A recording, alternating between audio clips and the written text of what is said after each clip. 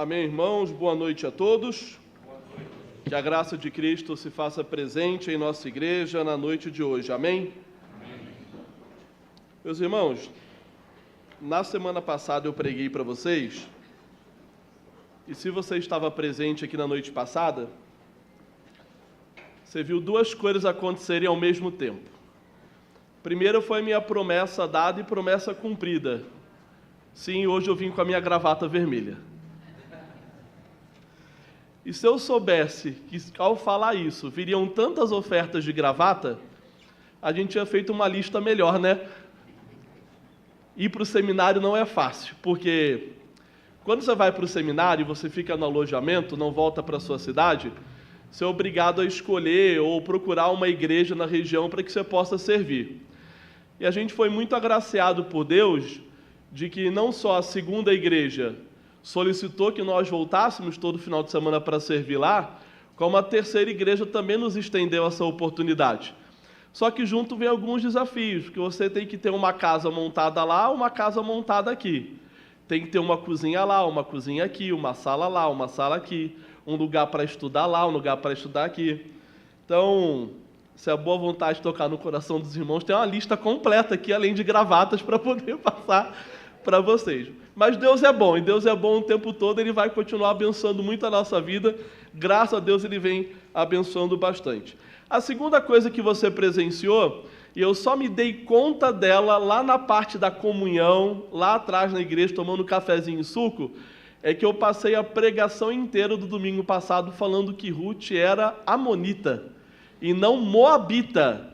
Então eu quero fazer essa correção, porque quando eu dei o exemplo, né, de que Ruth era estrangeira e que o povo o povo amonita não era um povo fácil, na verdade tem dois povos que não eram fáceis, nem os amonitas, nem os moabitas, porque os dois originam daquele episódio que eu compartilhei com vocês, lembra? Quando Sodoma e Gomorra é destruída, Ló é livrado junto com as suas filhas, e aí fruto do incesto das filhas de Ló com o pai, surgem os dois povos, tanto o povo amonita quanto o povo moabita.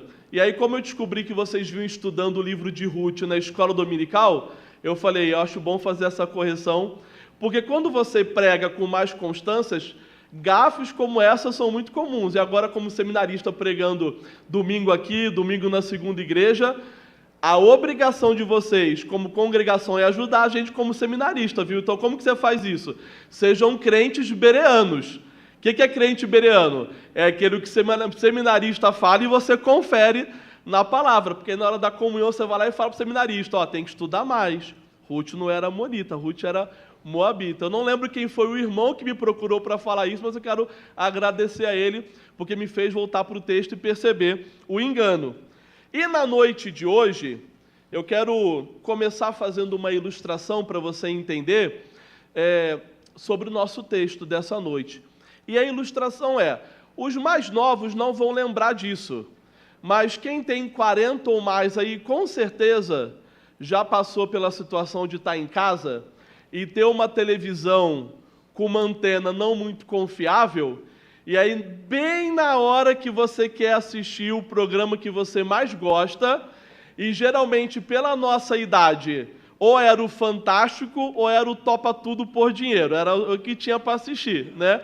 Então, se você não nasceu em família crente, como foi o meu caso, domingo não era dia de vir para a igreja.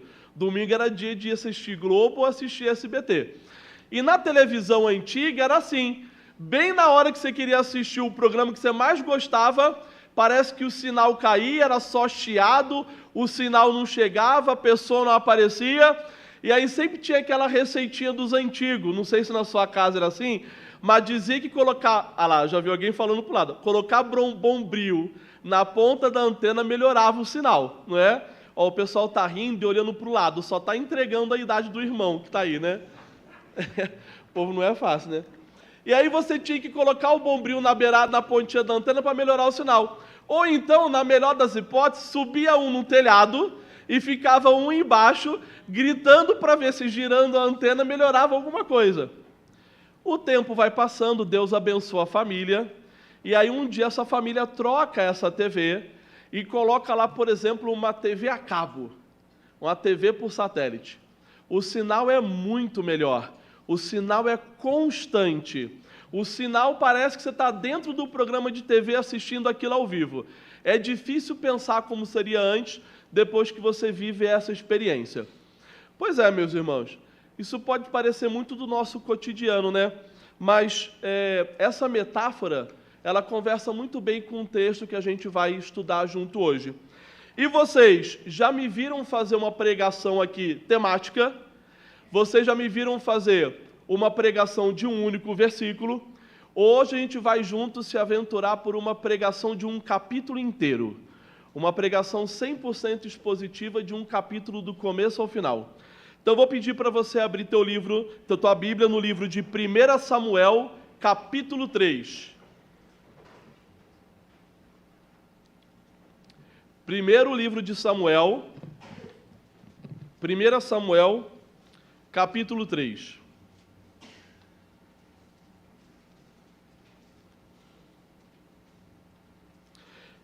E nós vamos ler do versículo 1 até o versículo 21. Na verdade, eu vou ler até a primeira parte do primeiro versículo do capítulo 4. Então, a hora que chegar no final do 21, a gente avança até a metade do primeiro versículo do capítulo 4. Eu vou ler aqui e vocês me acompanham. O jovem Samuel servia ao Senhor perante Eli. Naqueles dias, a palavra do Senhor era muito rara. As visões não eram frequentes. Certo dia, estando deitado no lugar acostumado, o sacerdote Eli, cujos olhos já começavam a escurecer-se, a ponto de não poder ver, e tendo-se deitado também Samuel no templo do Senhor, em que estava a arca, antes que a lâmpada de Deus se apagasse, o Senhor chamou o menino: Samuel, Samuel. Este respondeu: Eis-me aqui. Correu a Eli e disse: Eis-me aqui, pois tu me chamaste. Mas ele disse: Não te chamei, torna a deitar-te. Ele se foi e se deitou. Tornou o Senhor a chamar: Samuel. Esse se levantou e foi a Eli e disse: Eis-me aqui, pois tu me chamaste. Mas ele disse: Não te chamei, meu filho, torna a deitar-te. Porém Samuel ainda não conhecia o Senhor, e ainda não lhe tinha sido manifestada a palavra do Senhor. O Senhor, pois, tornou a chamar Samuel terceira vez, e ele se levantou e foi a Eli e disse: Eis-me aqui, pois tu me chamaste. Então entendeu Eli que era o Senhor quem chamava o jovem. Por isso Eli disse a Samuel: Vai deitar-te. Se alguém te chamar, dirás: Fala, Senhor, porque o teu servo ouve. E foi Samuel para o seu lugar e se deitou. Então veio o Senhor e ali esteve, e chamou como das outras vezes: Samuel, Samuel. Este respondeu: Fala, porque o teu servo ouve. Disse o Senhor a Samuel: Eis que vou fazer uma coisa em Israel, a qual todo ouvido que a ouvir lhe tinirão ambos os ouvidos. Naquele dia suscitarei contra ele tudo o que tenho falado com respeito à sua casa. Começarei e o cumprirei, porque já lhe disse que julgarei a sua casa para sempre, pela iniquidade que ele bem conhecia, porque seus filhos se fizeram execráveis, e ele os não repreendeu. Portanto, jurei à casa de Eli que nunca lhe será expiada a iniquidade, nem com sacrifício, nem com oferta de manjares. Ficou Samuel deitado até pela manhã, e então abriu as portas da casa do Senhor. Porém temia relatar a visão a Eli. Chamou Eli a Samuel e disse: Samuel, meu filho. Ele respondeu: Eis-me aqui. Então ele disse: Que é que o Senhor te falou? Peço-te que me não encubras. Assim, Deus te faça o que bem lhe aprouver, se me encobrires alguma coisa de tudo o que te falou. Então Samuel lhe referiu tudo, e nada lhe encobriu. E disse Eli: É o Senhor, faça o que bem lhe aprouver. Crescia Samuel, e o Senhor era com ele, e nenhuma de todas as suas palavras deixou cair em terra. Todo Israel, desde Dan até Beceba, conheceu que Samuel estava confirmado como profeta do Senhor. Continuou o Senhor a aparecer em Siló, enquanto por sua palavra o Senhor se manifestava ali a Samuel. Veio a palavra de Samuel a todo o Israel. Amém. Vamos orar? Pai querido, Pai amado, Senhor, Tua palavra foi lida e eu te peço, Pai, com coração humilde, quebrantado e contrito, que o Senhor fale aos nossos corações através do Teu Santo Espírito. Pregue, Pai, a Tua palavra na noite de hoje. Usa-me, Senhor, como Teu instrumento, como Teu servo bom e fiel. É isso que te pedimos. Em nome de Jesus. Amém. Vamos lá, meus irmãos. Um breve contexto do livro de Samuel até aqui. O livro de Samuel, ele começa para encerrar aquela que a gente conheceu como a Era dos Juízes. Nós vimos na pregação da semana passada, quando falávamos do livro de Ruth, que se passa no contexto de Juízes, que a melhor forma de entender esse momento que Israel vivia é aquele versículo do livro de Juízes que diz: cada um fazia o que lhe parecia reto ou certo aos olhos. E é assim que a gente entra no contexto do livro de 1 Samuel. Quando a gente lê o capítulo 1 e 2, a gente primeiro conhece não a história de Samuel, mas a história de sua mãe, Ana, casada com Eucana, que também tinha uma outra esposa que era Penina, e a esposa de Eucana, Penina, lhe dava filhos, mas Ana era estéril. E ano após ano, quando Eucana subia com a sua família a Siló para adorar o Senhor, para sacrificar o Senhor, Ana orava, Ana chorava e lamentava não ter filhos. E naquele ano específico, Ana faz uma oração, ela faz um pedido, ela faz como se fosse um voto com o Senhor, que se o Senhor lhe desse filhos, ou pelo menos um filho, que ela consagraria esse filho ao Senhor, levaria ele para servir na casa do Senhor por toda a sua vida, e que a sua cabeça não conheceria navalha. E Deus ouve a oração de Ana. Ana engravida de Samuel, Ana gera Samuel, e depois que Samuel passa da fase de lactação, Ana leva Samuel para servir no templo. Ana leva Samuel para servir no templo do Senhor com Eli, que na época era o sumo sacerdote. E dessa forma Deus cumpre a sua promessa e o voto que Ana tinha feito. Esse é o contexto basicamente do capítulo 1 para o capítulo 2, tem aquela famosa oração de Ana. E quando nós entramos no capítulo 2, já no final, a gente começa a entender um pouco de como estava o sacerdócio de Eli. Então Eli era o sumo sacerdote, tinha 2 filhos, Hófni e Finéias. E qual era o contexto do sacerdócio de Eli? Era um contexto muito complicado, porque os seus filhos, conforme diz aqui no capítulo que a gente leu, eles eram pecadores inveterados. Os filhos de Eli pecavam de todas as formas possíveis.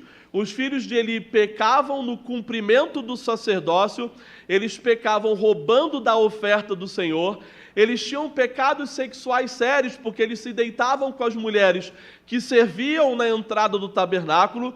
Ou seja, a casa de Eli era uma casa mergulhada no pecado. E se nós voltarmos depois, eu te recomendo fazer isso em casa. E eu fiquei feliz que já ouvi que teve gente que leu o livro de Ruth completo depois da pregação da semana passada.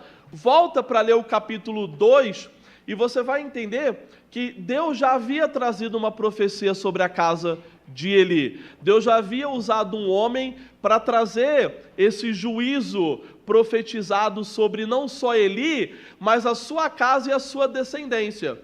E a gente vai ver que quando Eli vai corrigir os seus filhos, depois dessa palavra do Senhor, ele é muito brando na correção. Ele não leva, vamos dizer assim, de forma coloquial, tão a sério aquilo que Deus tinha dito para ele. É uma correção muito branda. E é nesse contexto que nós entramos no capítulo 3 do livro de Samuel. E nós vamos ver o capítulo 3 hoje dividido basicamente em 4 partes. A primeira parte é o chamado de Samuel, a segunda parte é o juízo de Deus sobre Eli, a terceira parte é a aceitação de Eli do seu destino, e a quarta parte é a confirmação de Samuel como profeta e juiz sobre o povo de Israel. E a gente entra agora no contexto do primeiro versículo, né? E o primeiro versículo, qual que é o contexto dele? A raridade da palavra que a gente vê no primeiro versículo do livro é uma forma de juízo de Deus, não só sobre a casa de Eli, mas sobre todo o povo de Israel. Lembra do contexto? Cada um fazia aquilo que lhe parecia reto aos olhos? Pois é, quando a gente vai lá no primeiro versículo que diz: o jovem Samuel servia ao Senhor perante Eli, naqueles dias a palavra do Senhor era muito rara, as visões não eram frequentes. Ou seja, o que a gente vê aqui? De alguma forma, Deus havia diminuído o seu relacionamento, a sua proximidade, a sua fala com a casa de Eli e, por consequência, com o povo de Israel. E isso era uma forma de juízo sobre o povo. A gente começa o versículo vendo: o jovem Samuel servia na casa do Senhor. E por que jovem? Porque nesse contexto do terceiro capítulo, Samuel tinha aproximadamente 12 anos de idade. Então Ana tinha o levado para servir no tabernáculo junto com Eli, e nesse contexto do chamado, ele tinha por volta de 12 anos. E naqueles dias é o contexto que o povo de Israel vivia. Que contexto era esse? Havia atividade religiosa? A gente pode dizer que a todo vapor. O tabernáculo funcionava todos os dias, sacrifícios eram feitos, as pessoas iam até Siló sacrificar, adorar, louvar, levar as ofertas. Ou seja, tinha atividade religiosa? Tinha, todos os dias, mas tinha muita idolatria também. Ou seja, a vida religiosa do povo era intensa, mas a vida de idolatria a outros deuses, a idolatria pagã aos Balaíns, ao deus Baal, a deus Astarote, que eram deuses pagãos daquela região, também acontecia com muita intensidade. Ou seja, qual é o contexto daquele povo? Era um povo muito religioso, mas era um povo moralmente corrompido. Como eu disse no livro de Juízes, né? E aí a gente usando outro versículo como base, se você for lá no capítulo 2 de Juízes, no versículo 11, vou pedir para você poder abrir, para você me acompanhar na leitura. Livro de Juízes, capítulo 2, versículo 11, 2 livros para trás, né? Juízes, capítulo 2, versículo 11. E aqui é interessante porque a gente está logo no começo do livro de Juízes. Só para você entender o contexto desse versículo, Josué tinha acabado de morrer. Ou seja, Josué tinha morrido, deixou o povo com aquela declaração que todo mundo aqui ama, e se você é igual a eu, você tem um quadrinho desse na tua casa escrito: eu e minha casa serviremos ao Senhor. Josué tinha professado publicamente essa fé, Josué morreu. Logo no capítulo 2 de Juízes, no versículo 11, diz assim: então fizeram os filhos de Israel o que era mal perante ao Senhor, pois serviam aos Baalins. Ou seja, povo de Israel, nós tínhamos um povo religioso lá no povo de Israel? Tínhamos. Era um povo que frequentava o templo? Frequentava. Era um povo que sacrificava? Sacrificava. Era um povo que era dedicado religiosamente? Era. Mas era um povo moralmente corrompido. E como a gente pode trazer isso para o dia de hoje? A palavra, ela se torna rara hoje quando a gente tem a ausência da palavra revelada de Deus na nossa vida. Ou seja, não é incomum nós termos uma vida religiosa agitada, enquanto nós temos uma vida moralmente corrompida ou contaminada pela idolatria. Quando nós trazemos para a nossa vida entretenimento, autoajuda, política, para a vida religiosa e tiramos a palavra de Deus, é uma das formas de nós corrompermos a nossa prática religiosa. Era isso que o povo de Israel fazia naquela época. E é muito interessante porque quando diz que as visões eram raras e que naqueles dias Deus para de falar com o povo, nós também vamos ver esse mesmo efeito do silêncio de Deus acontecendo ao final do Antigo Testamento e o começo do Novo, onde aí sim a palavra revelada de Deus se faz carne e habita entre nós. Ou seja, a falta de Deus falar conosco também é uma forma de juízo de Deus sobre a nossa vida. E aí o texto continua, lá entre o versículo 2 e 3. No 2 diz: certo dia, estando deitado no lugar costumado, o sacerdote Eli, cujos olhos já começavam a escurecer-se, a ponto de não poder ver, e tendo-se deitado também Samuel no templo do Senhor, em que estava a arca, antes que a lâmpada de Deus se apagasse. Vamos falar sobre esse pedaço agora. A lâmpada quase se apaga, mas ela não se apaga. Era parte da tarefa dos sacerdotes manter a lâmpada acesa no tabernáculo por toda a noite. A lâmpada era aquele candelabro que ficava dentro do tabernáculo, né? A menorá judaica, e era a função dos sacerdotes cuidar daquela lâmpada. E é muito interessante, porque quando diz assim, ó, a lâmpada, né, lá no versículo, antes que a lâmpada de Deus se apagasse, nos dá um contexto de em que momento da noite esse chamado de Samuel acontece. Esse chamado acontece de madrugada, provavelmente quase ao amanhecer, por isso que é antes que a lâmpada se apagasse, mas não é uma metáfora muito interessante para antes que a lâmpada se apagasse, que é a ação de Deus no meio do povo de Israel? Não é uma metáfora muito interessante a gente pensar dessa forma? Que as visões eram raras, mas elas não tinham cessado. Tanto que no capítulo 2, há uma profecia sobre a casa de Eli. Deus usa um homem para profetizar sobre a casa de Eli. Ou seja, a palavra do Senhor, a intimidade, o relacionamento de Deus com o seu povo, ele pode diminuir, ele pode cessar durante um tempo, mas ela não termina nunca. A lâmpada quase se apagou, mas ela não tinha se apagado. E é interessante, porque quando esse versículo vai falar sobre Eli, olha o que o versículo fala sobre Eli. A visão de Eli estava escurecendo, certo? Quando fala assim, ó, começava a escurecer, Eli, cujos olhos já começavam a escurecer-se, a ponto de não poder ver. Aqui fala sobre dois contextos de Eli. Eli, como homem deitado para dormir, a vista escurecendo a ponto de não conseguir mais ver, mas também fala do sacerdócio de Eli. É como se a palavra estivesse dizendo assim, ó, Eli já não era mais capaz de ter esse relacionamento com Deus. Deus já não falava mais com Eli conforme falou outrora. A relação de Deus, a intimidade de Deus com Eli já não era como havia sido antes. E provavelmente Eli já sabia disso, porque lá na frente, quando Samuel procura Eli por 3 vezes, achando que é Eli que está o chamando, Eli vai reconhecer que provavelmente era o Senhor chamando Samuel. Então Eli já estava se dando conta de que o sacerdócio dele já estava no final. E Samuel deitado ali, né, de madrugada, ouve o chamado de Deus e num primeiro momento não reconhece esse chamado, e a gente já vai entender o porquê. Olha que contraste maravilhoso nesses 2 versículos.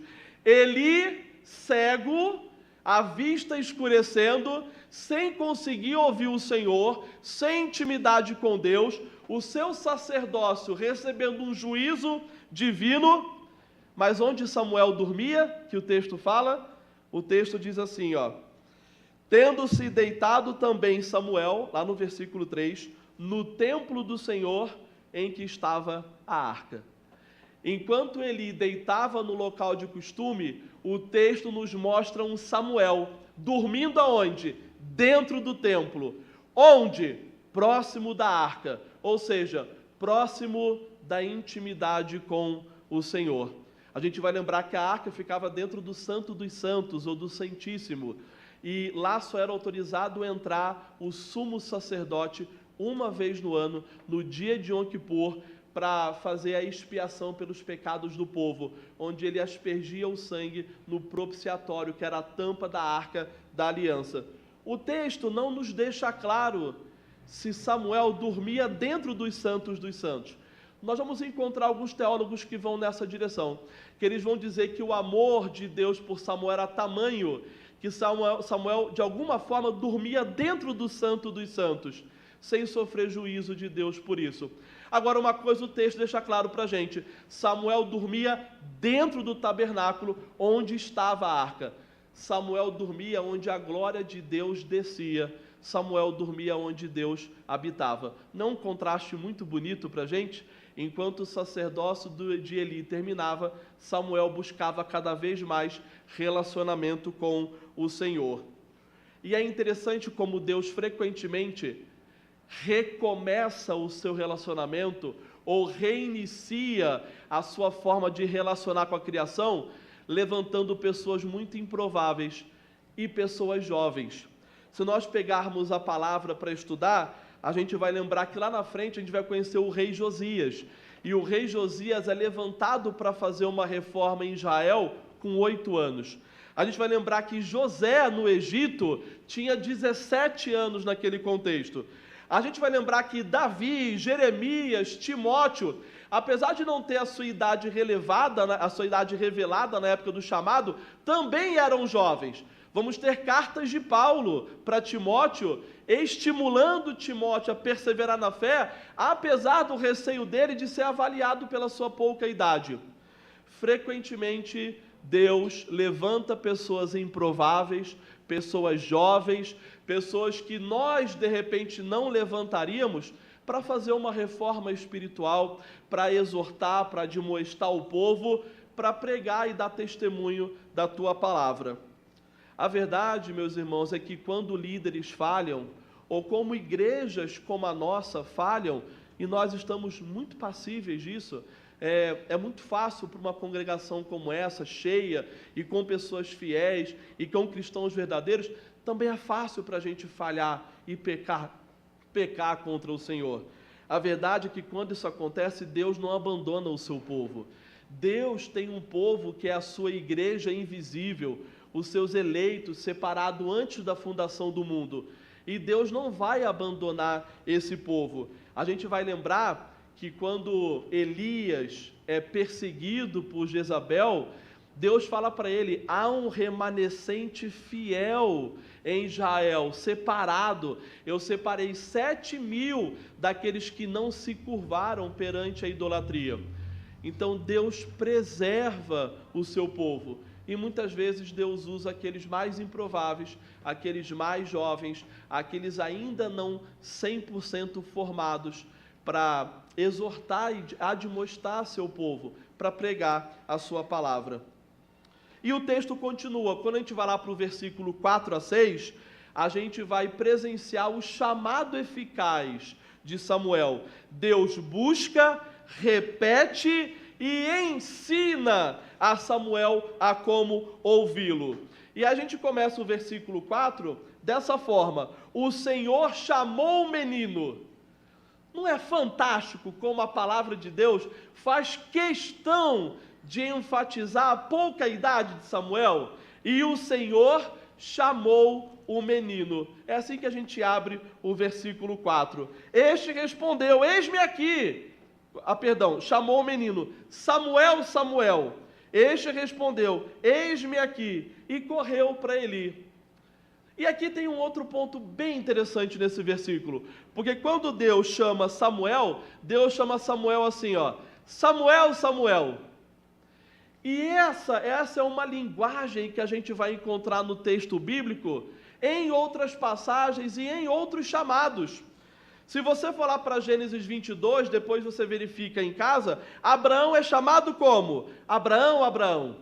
E Jacó? Jacó, Jacó. E a gente presencia Deus falando, Moisés, Moisés. E lá no Novo Testamento, o chamado mais emblemático desse, quem que é? Saulo, Saulo, por que me persegues? E é interessante essa duplicidade do nome, porque ela mostra para a gente importância. A mente hebraica, a mente judaica é a mente de que tudo aquilo que é importante se repete. Por exemplo, quando Isaías, no capítulo 6, vê o céu aberto e o trono de Deus, e ele vê os seres celestiais adorando o Senhor, eles chamam o Senhor de Santo, Santo, Santo. Ou seja, é para a gente entender a plenitude da santidade de Deus. Tudo aquilo que o hebraico quer dar ênfase é repetido. E aqui se repete para dar ênfase no chamado. É a urgência do chamado, é a importância do chamado. E aí, Samuel responde: eis-me aqui, e corre para Eli, achando que Eli o tinha chamado. Deus insiste, chama de novo e de novo e de novo. Não é belo como Deus não condena o não entendimento de Samuel? Não é belo como Deus aguarda que Samuel entenda o que está acontecendo?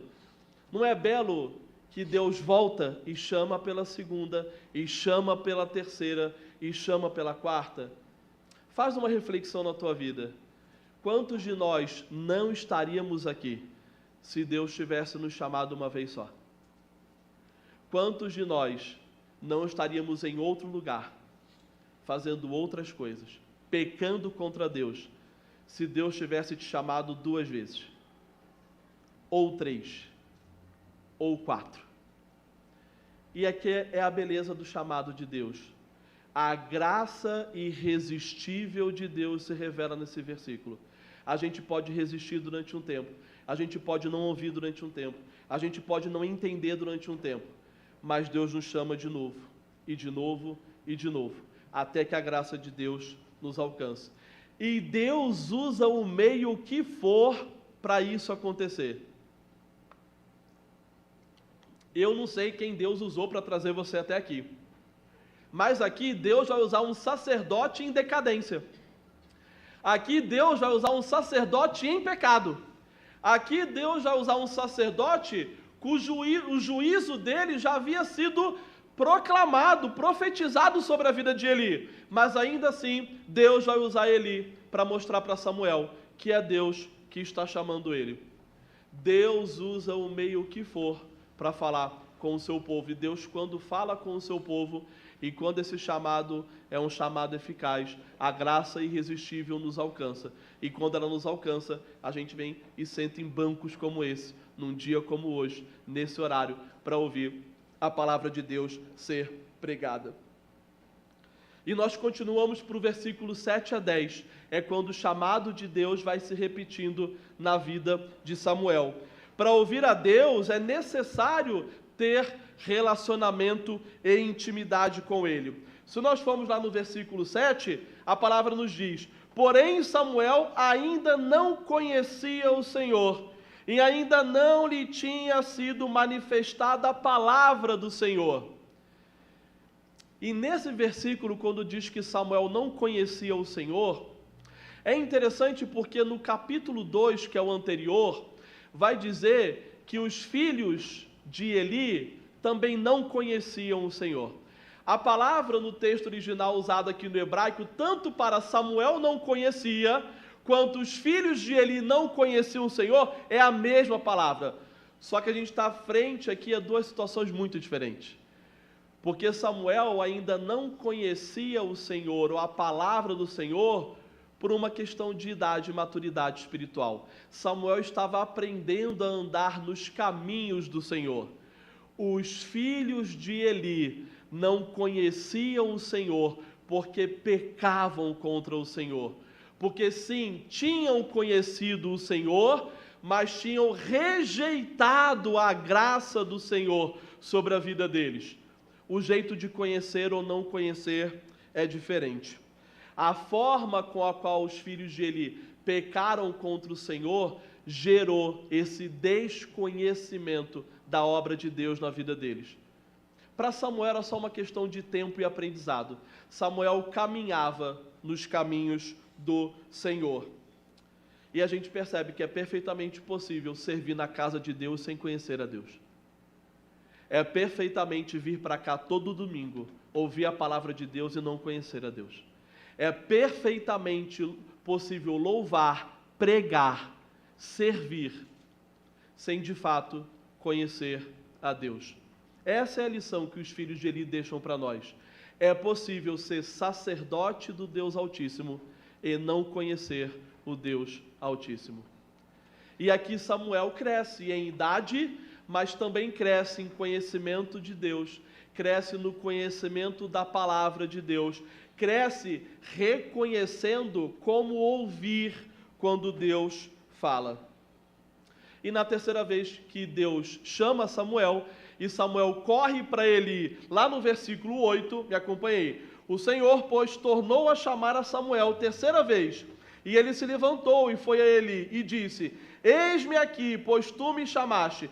Então entendeu Eli que era o Senhor que chamava o jovem. E Eli, de certa forma, ainda pecando contra o Senhor, ainda sob o juízo de Deus, discipula Samuel no caminho da palavra do Senhor.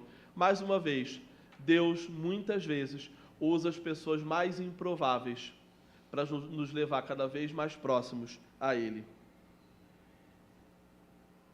No versículo 9, continuando, por isso ele disse a Samuel: vai deitar-se. Se alguém te chamar, dirás: fala, Senhor, porque o teu servo ouve. E foi Samuel para o seu lugar e se deitou. É interessante porque ele sabia que isso ia acontecer de novo. Samuel já tinha ido lá 3 vezes dizer: eis-me aqui, o Senhor me chamou. E ele diz na terceira vez para Samuel: volta para lá. Se alguém te chamar de novo, é o Senhor. Diga exatamente o que eu vou falar para você dizer. Eli sabia que aconteceria de novo. E é interessante aqui, porque quando Eli diz assim para Samuel, lá no versículo 9, por isso Eli disse a Samuel: vai deitar-se. Se alguém te chamar, dirás: fala, Senhor, porque o teu servo ouve. Eu tenho certeza que na sua Bíblia a palavra Senhor está com todas as letras em maiúsculo. E nós sabemos que toda vez que a palavra Senhor aparece com as 4 letras em maiúsculo, a gente está de frente ao nome de Deus. O nome que os judeus não pronunciavam por respeito e adoração. Aqui é aquele tetragrama do nome de Deus. Yod Rei, Vav Rei, YHWH. Mas olha o que acontece quando Samuel volta e se deita de novo, e o Senhor chama Samuel pela 4ª vez.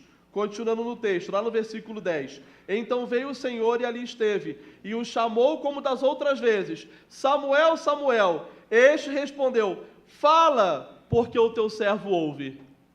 Está faltando uma palavra aqui. Ele diz para ele falar: fala, Senhor, porque o teu servo ouve. Samuel tinha tamanha reverência a Deus. Samuel tinha tamanha obediência. Samuel tinha tamanho temor, que ele não se atreveu a dizer o nome de Deus. Mesmo Eli dizendo para ele dizer. É interessante porque à medida que o texto vai avançando, a gente vai compreendendo um pouco mais sobre o caráter de Samuel. Samuel era temente a Deus, Samuel era obediente a Deus, Samuel tinha reverência, adoração, louvor verdadeiro, o coração disposto. Lembra da nossa pregação de Esdras? O coração disposto a servir ao Senhor. E Samuel obedece a Eli, e o Senhor se revela para Samuel. Continuando, lá no versículo 11, disse o Senhor a Samuel: eis que vou fazer uma coisa em Israel, a qual todo ouvido que ouvir lhe tinirão ambos os ouvidos. Farei uma coisa, tinirão ambos os ouvidos. Aqui Deus está dizendo para Samuel a intensidade do que ele faria no povo. Essa expressão a gente não usa aqui, né? Você não vê ninguém falando para o outro assim, ó: eu vou fazer uma coisa que vai tinirar o ouvido de todo... A gente não usa essa expressão, né? Mas estudando para pregar hoje, eu lembrei da minha mãe e lembrei da minha infância. Porque se você aprontou na infância igual eu aprontei, em algum momento a sua mãe te chamou para corrigir você. E a primeira correção não era a correção final. A primeira era aquele aviso. A minha mãe tinha mania de falar assim: 1, 2. Ela percebeu que não funcionava. Ela colocou um 2,5. Ela não queria. A mãe amorosa não quer corrigir o filho do jeito que ele precisa. Então tinha um 2,5. Mas a minha mãe tinha uma expressão que eu achava maravilhosa. Ela falava assim: ó, menino, se eu for até aí, vai arrepiar até tua alma. E eu ficava pensando: como é que vai arrepiar minha alma? Se a gente for pegar o que Deus está falando para Samuel, é algo parecido com isso. Quando ele fala, tinirá os ouvidos de todo mundo que ouvir, vai causar tamanho arrepio, tamanho espanto, tamanho terror em quem vai ouvir. E quando a gente lê a palavra do Senhor para Samuel, a gente começa a entender. Você imagina o juízo de Deus justamente sobre a casa do sumo sacerdote de Israel. Eu não sei o quanto você é familiarizado com a teologia bíblica e a conversa da teologia do Antigo com o Novo Testamento, mas quando a gente fala lá no Novo Testamento, quando a palavra diz que o véu se rasgou na morte de Jesus na cruz, e a gente passa a ter acesso direto a Deus, sem a necessidade da intermediação humana, é porque cabia ao sumo sacerdote administrar essa relação do povo com Deus. E ele administrava isso através dos sacrifícios. E aí você imagina um juízo de Deus sobre a casa daquele que deveria ser o intermediador, o mediador, aquele que administrava a relação do povo com Deus. E sobre a casa dele vem o juízo de Deus. A gente não consegue, no nosso dia a dia de hoje, ter a consciência do impacto disso. A gente não vive naquele contexto. E é por isso que a expressão tinirão ambos os ouvidos, porque vai causar arrepio, vai causar espanto, vai causar terror naquele que ouvir. Deus julga a casa de Eli, e os pecados, tanto de Eli como dos filhos, eram perfeitamente conhecíveis. Os filhos são chamados por Deus de execráveis. E Eli é condenado por não ter repreendido de forma suficiente os seus filhos, de não ter repreendido do jeito certo, de não ter disciplinado os seus filhos da forma que deveria ter disciplinado. Como eu falei, os filhos de Eli pecavam como? Tomavam para si as ofertas do Senhor, pecavam com imoralidade sexual e faziam isso de forma obstinada, porque recusavam a correção, ainda que branda e leve, mas recusavam a correção de seu pai. E é interessante, porque quando Deus volta a falar agora com Samuel, ele não fala apenas coisas agradáveis no chamado de Samuel. Você imagina, a primeira vez que Deus escolhe falar com você, o que você recebe é uma profecia contra aquele que te discipulou, aquele que te criou, aquele que te trouxe para a igreja, aquele que pregou o evangelho para você, aquele que, a gente tem esses modismos na linguagem crente, né? Aquele que é o teu pai espiritual, alguns dizem assim, né? Os mais antigos usam essa expressão. Imagina, aquele que pregou para você sobre Jesus e foi o responsável por você levar um evangelho para a tua casa, para a tua família, e você está sentado aqui hoje. E a primeira vez que Deus fala com você é uma profecia contra essa pessoa. Imagina qual foi o impacto disso para Samuel. E o profeta fiel de Deus, por mais difícil que seja a mensagem, por mais terror, temor, espanto que o evangelho possa causar, ele não adultera a mensagem. Toda palavra precisa ser pregada, quer cause espanto ou não. E aí, a partir do versículo 15 ao 18, a gente vê Samuel contando para Eli aquilo que Deus tinha falado com ele. Lá no versículo 15 diz: ficou Samuel deitado até pela manhã, e então abriu as portas da casa do Senhor. Porém, temia relatar a visão a Eli. Quando eu vou lendo o texto bíblico, eu fico tentando me colocar no lugar das pessoas. Como que eu teria reagido? Como seria isso? O texto não fala, mas eu quase consigo imaginar Samuel andando pelo tabernáculo, Eli vindo e Samuel virando para ir para outro lugar. Deixa eu cuidar disso. Aí ele volta, deixa eu cuidar daquilo. Deixa eu me desviar, porque a hora que eu encontrar com ele, ele vai me perguntar. E eu vou ter que falar para ele. Como é que eu vou falar para ele o que Deus disse para mim? E aí o texto, a palavra de Deus continua. Chamou Eli a Samuel e disse: Samuel, meu filho. Ele respondeu: eis-me aqui. Então ele disse: que é que o Senhor te falou? Peço-te que não encubras, assim Deus te faça o que bem lhe aprouver, se me encobrires alguma coisa de tudo o que te falou. Eu não sei você, mas lendo esse texto, me dá a impressão que ele já sabia o que ele ia ouvir. Não te dá a impressão que ele não está só curioso em saber o que Deus falou? É como se ele soubesse exatamente o que ele estava prestes a ouvir. E é como se ele falasse para Samuel assim: pode falar, eu já estou esperando, eu já sei. Já veio uma profecia para mim, eu já entendo. Por mais que a vista de Eli estivesse escurecendo, por mais que as visões fossem raras, ele já tinha idade avançada e já tinha tido um bom relacionamento com Deus em tempo. Para mim é como se ele soubesse o que ele está prestes a ouvir. Ele exige que Samuel diga tudo, e Samuel age como que? Um ministro fiel da palavra, um mensageiro fiel daquilo que Deus tinha dito para ele. E isso, meus irmãos, deve se aplicar a gente aqui também. Eu trago a aplicação disso primeiro para a minha própria vida pessoal. Estar aqui no púlpito pregando para vocês nos exige fidelidade incondicional e total à palavra de Deus. Mas isso também se aplica à vida da igreja.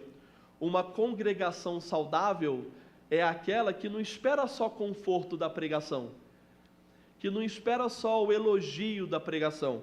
É aquela que também sabe que em muitas pregações a verdade vai ser dura mesmo. Na segunda igreja, nesse período de janeiro, no estudo bíblico de quinta-feira, nós estamos fazendo uma série de estudos chamada Quintas Polêmicas. Todos aqueles assuntos polêmicos da palavra, da teologia, estão sendo dados de quinta-feira às 7h30. E o primeiro dia a gente começou com um assunto nada polêmico. A primeira quinta-feira que foi a passada foi: Deus é contra os homossexuais?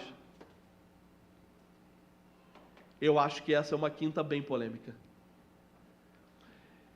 E esse tipo de estudo nos mostra a necessidade de pregarmos a palavra incondicionalmente.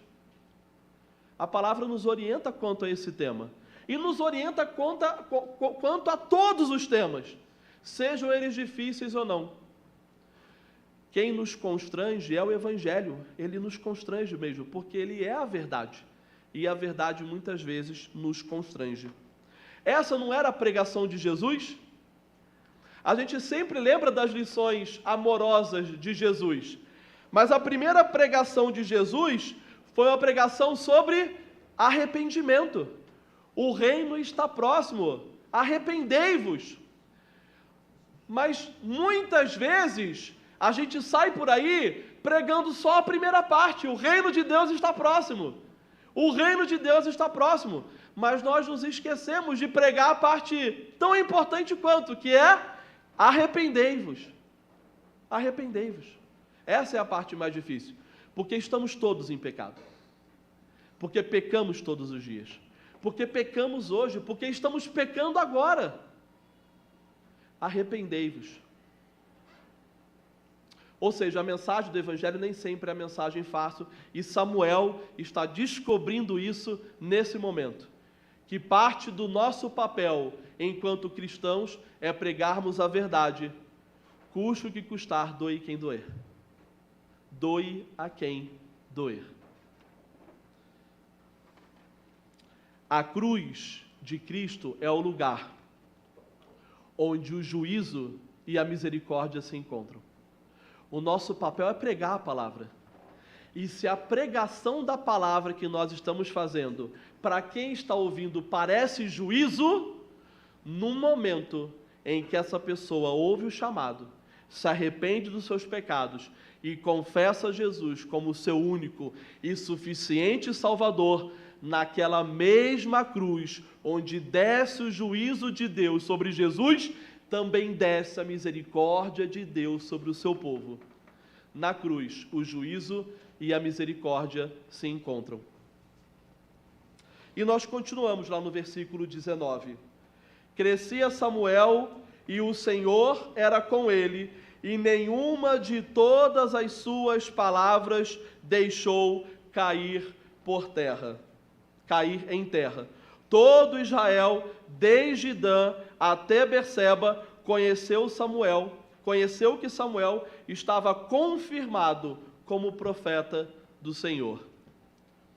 Não sei se você já teve a oportunidade de ver um mapa da região de Israel nessa época, mas por que fala de Dan até Berseba?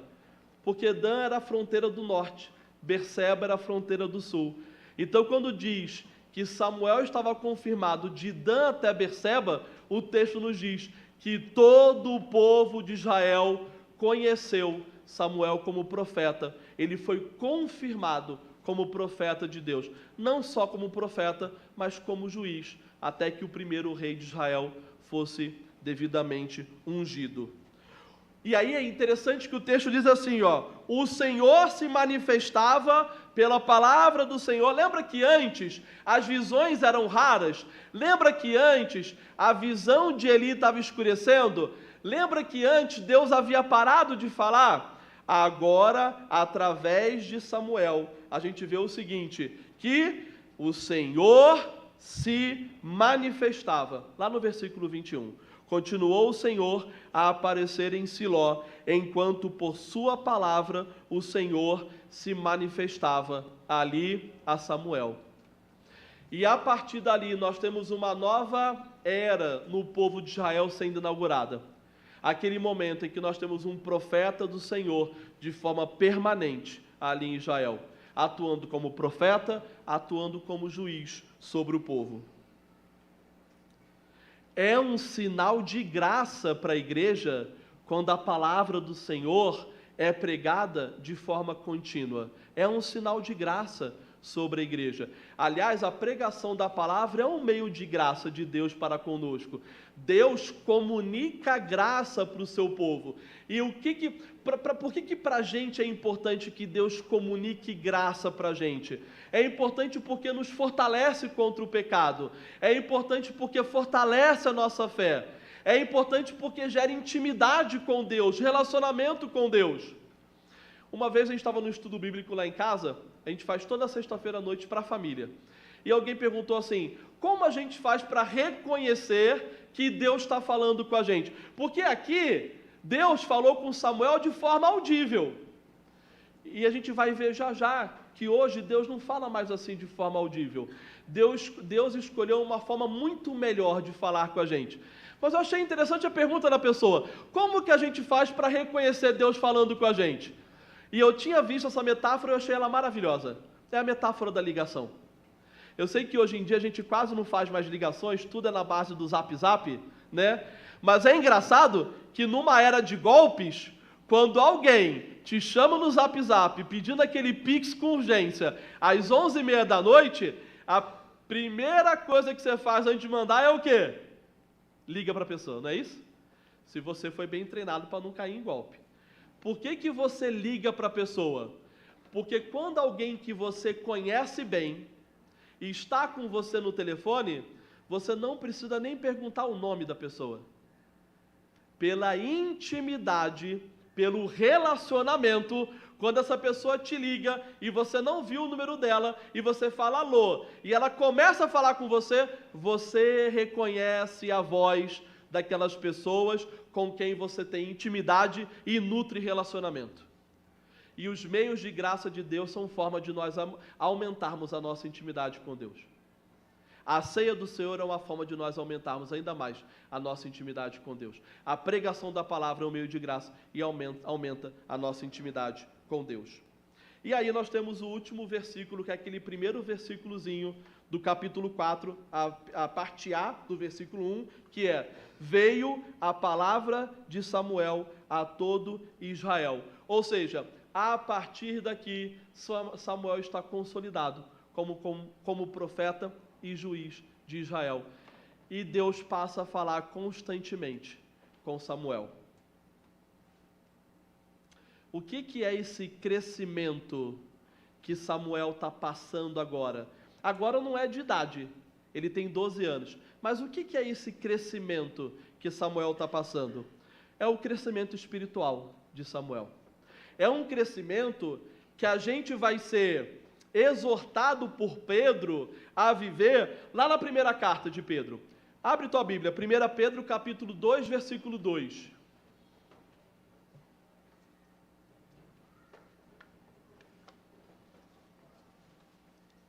1 Pedro capítulo 2, versículo 2.